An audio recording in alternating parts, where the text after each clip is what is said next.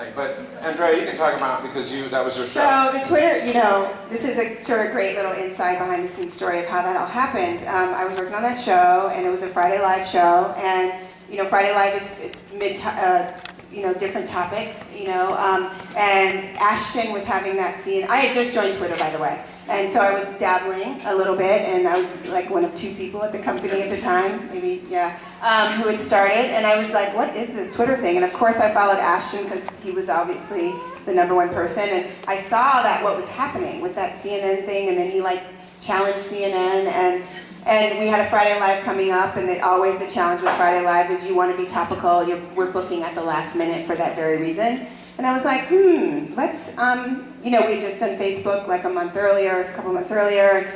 Why don't we try and get Ashton to come on and talk about it? It was just like a booking. Let's get Ashton to come on and talk about what he's doing with Larry King. And maybe Oprah would try Twitter. Let's see if she'd try it. And she agreed to try it. And no commitments. And so then I had to call the people at Twitter. And it was a very interesting conversation, I have to say. My friends at Twitter now, and I said, Oprah might want to try Twitter this Friday. It might have been Tuesday. Friday, live on the show, you might want to get on a plane. Somebody might want to be here to walk her through that, because it is, it's a big deal, not just TV, but for her to do that, and we wanted it to go well, and obviously, she's not produced, that was what you watched in that moment, was exactly who she is and how that all happened, and the excitement of it, and the energy of it, and the newness of it. You don't want it's not working, guys. That's not what you want. No, but so it was really a fun conversation with them, and Evan came out and worked with us on that, and little did we know at the time what that was going to turn into, and not just, you guys might have already known, we were probably late, and that's fine, but we didn't realize, I think, at the time, how we were going to be able to be more connected too. We didn't sort of get that part. And so that was a really big, and I think has been one of the biggest bonuses for us, is the connection me as a producer, and people who work at the show and with these other platforms that Oprah has,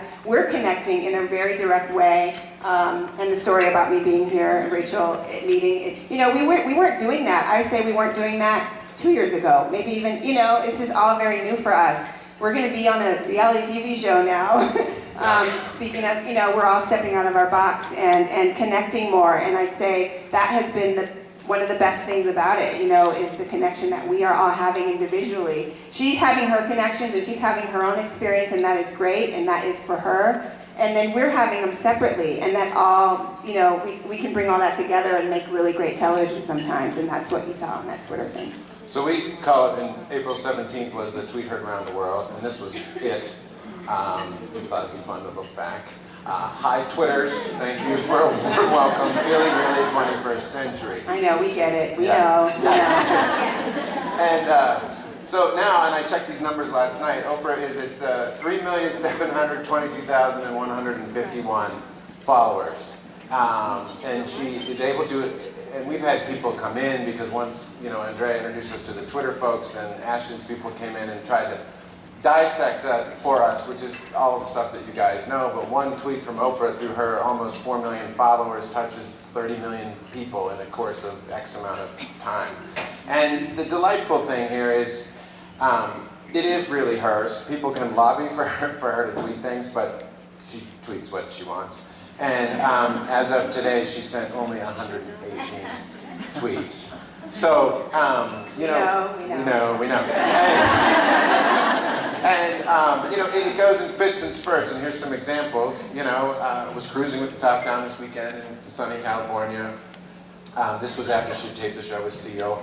There was a lot of hubbub in the sphere world about her wearing a weave, so she decided to set the record straight there. And, she just met Maxwell. It goes like the Oprah that you see on the show is pretty much the Oprah that you'll feel through these. When she feels something, she says it, she does it, it's not produced. And as much as, we would love to co-opt that feed and use it for our diabolical marketing means, we can't. So we're looking at, and it's interesting because it is the farewell season coming up. there will be, you know, the end of the Oprah show, and we have other shows that are out there. We produced Dr. Oz. We're going to debut with Nate Berkus in the fall. We have the OWN network coming up. Andrea is right on OWN in January. We're actually doing a reality show behind the scenes of the final season of the Oprah Winfrey Show. So you'll see Andrea in her finest moments just before air. I haven't signed my release yet.